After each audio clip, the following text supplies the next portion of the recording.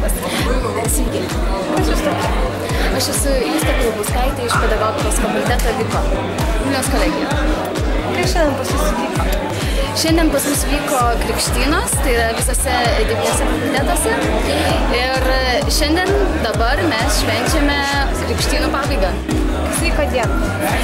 Diena buvo oficialioji dalis, tai yra kiekvienas fakultetas krikštijo savo pirmakursių studentus.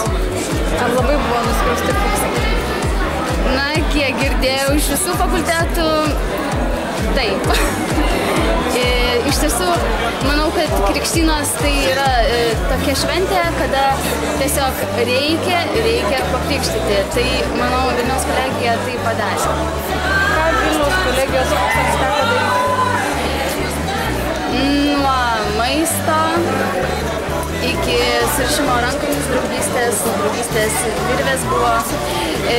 Tada, aišku, miltai, įvairios rungtys. Daugiausia žmonės buvo, kaip čia, negalėčiau pasakyti, vaikomi, bet žaidimai vyko lauke.